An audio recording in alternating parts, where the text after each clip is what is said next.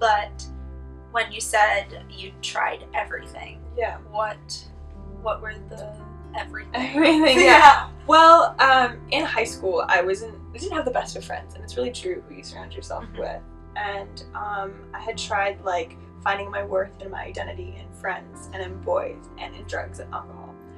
And I never did anything crazy intense because my parents are pretty strict, so I was mostly terrified of them finding out. Fair. But I think that's normal for most teenagers. Like, you experiment, but not, like, crazy because your parents are going to kill you. Yeah, that's what they literally would. But not. Do not.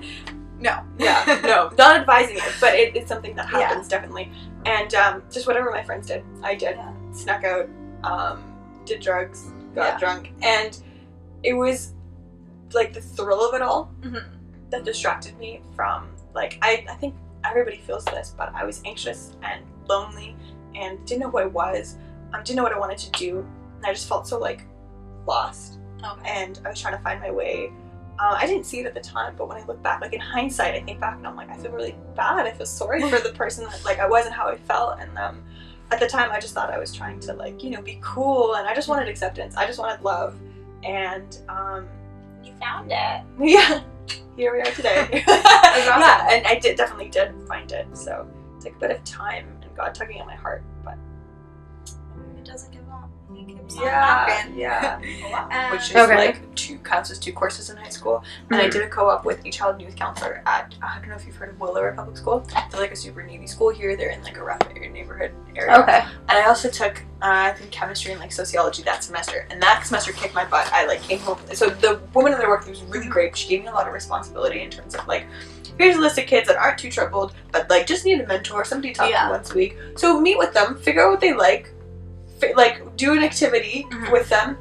You can do your whole thing, and I had like the morning time, so it wasn't a lot of time. And I've never really like been in places of leadership. I can't be a leader, but I wasn't used to it. And I was like, I don't know what I'm doing. I'm gonna mess these kids up. I'm gonna disappoint her. And I like freaked out for the first couple of weeks, and it was really difficult. And just like hanging out with these kids broke my heart. I was like, you've been through so much in like your short 7 years, and I just remember being so sad and so like drained. And I so badly wanted to be good at that job. I so badly wanted to like help kids because I had a really crappy time in high school, and I just wanted to, like, you know, I guess I kind of had a little bit of a savior complex. I wanted to like be able to be the one to help them, and I learned a lot through that. Like, you can't fix people. You just got to be there for them and love them, and that was really hard for me. And then second semester, I was like, I need to change gears, so I took calculus and computer programming away from like completely that whole thing, and it was really hard for me to admit that like, this seems like a great job, and I really do love the things that it's doing in the world, but it's not for me.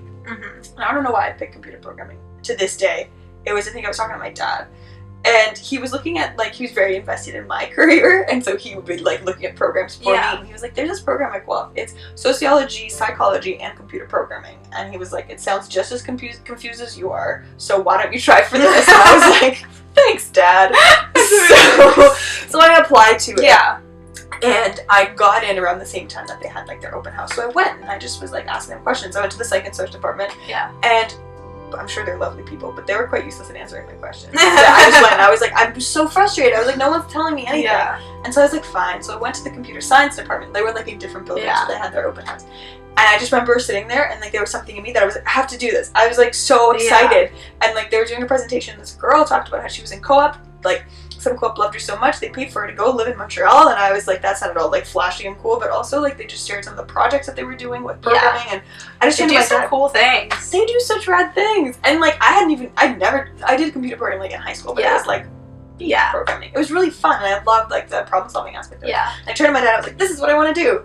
And he was like, okay. And then we walked out, and I like asked a bunch of questions, got a bunch of brochures, went home, applied, got in. Turns out the only other course I needed besides for graduate of English was calculus, which I was taking that semester. It was too late in the semester to have picked it up. I applied. My average was like, because I'd gone back and taken more courses, that raised my average.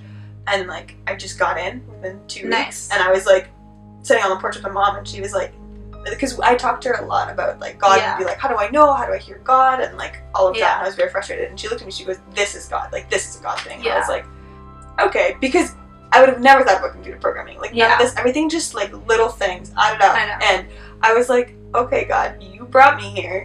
I don't know how to do this. You're gonna need to help me. Yeah, I love that story. That's so yeah. Yeah, no, I it really was long and rambling. No, I really do love that story. Like, it's so cool. Like, looking back, how God uses the weirdest things to work in our lives, and it like really, really shows. And I think it's so important to like hold on to those moments and like remember them, because like those times where we're in God's waiting room and we don't. I love that, in God's waiting room. We don't know what His plan is, and we're like, "Hey God, like this is my plan. Like, hurry up, TikTok, answer my prayers." Like, I think it's so important to hang on to those like memories and moments where we knew that God like moved in our life and like moved us to this position that like we were like, wait, what? How did I get here? Like, that had to be God. Yeah. Do you know what I mean? It had to be. Like, there's like, no there's other way. no other way. So I think that it's so important to like those moments. Yeah. You know. And like, especially with hard courses like Angel of Death, I sit there and I'm like, maybe this isn't for me. And then like looking back and like, I'm like, okay, so maybe God knows what He's doing. Yeah. Maybe He knows. So yeah, it's encouraging in that way. Yeah. Hold on to it. So, that's where God wants you to be. It'll work out. Angel of Death is a pain though. Yeah.